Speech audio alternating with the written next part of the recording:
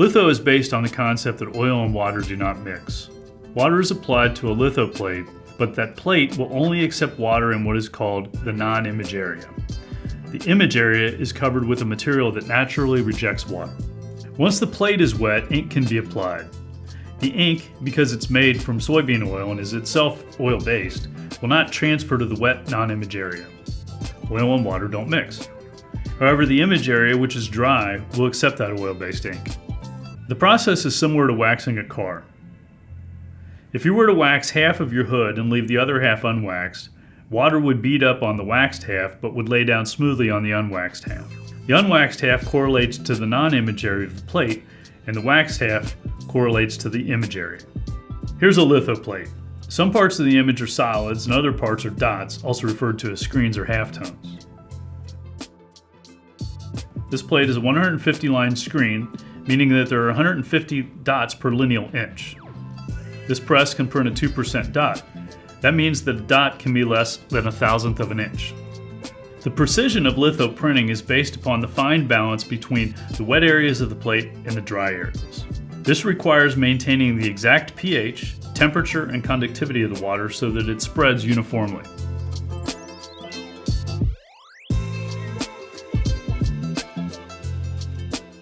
Litho ink is a paste and it is applied to the sheet in a very thin density. The litho press has more than 20 rollers between the fountain and form rollers that contact the plate. These rollers squeeze, warm, and condition the ink so that we have complete control. This allows the ink to lay down at the precise ink film thickness, about 2 to 4 10,000ths of an inch. Now you can see how much precision is required to control the ink-water balance. Litho is an indirect print process. The ink is applied to the printing plate. The plate then prints the image onto a compressible rubber blanket, and the blanket prints the image onto the sheet. The compressible nature of the blanket allows ink to be squeezed into the very fine voids in the paperboard called pinholes.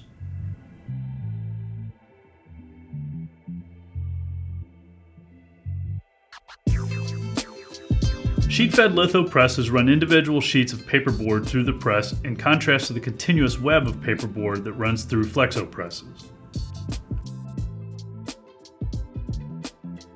Notice how each sheet drops into the press and then is positioned to the side just a little bit.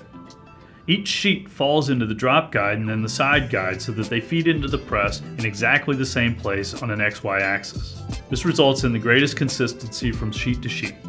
Grippers are the fingers that grab the sheet and pull it through the press. Since the sheet always starts at the same place, the grippers always pick the sheet up at the same place. Those grippers maintain that position as the sheet travels from the feed, through each print unit, and to the delivery. The variation from sheet to sheet is minute and is measured in thousandths of an inch. With litho printing, as in flexo, each station lays down one color at a time. However, with litho, the paperboard does not have to run through a dryer before the next color is applied because litho ink is tacky. The ink stays in place and will not be pulled off the paperboard by successive printing stations. This is referred to as wet trap, meaning that the ink is wet when the next color is applied. Conversely, flexo is a dry trap process. On this job, we're printing an aqueous coating over top of the inks to protect them from rub and scuff and to add some gloss. We can also run UV or ultraviolet inks and coatings with different properties than the aqueous coatings if that's what the customer wants.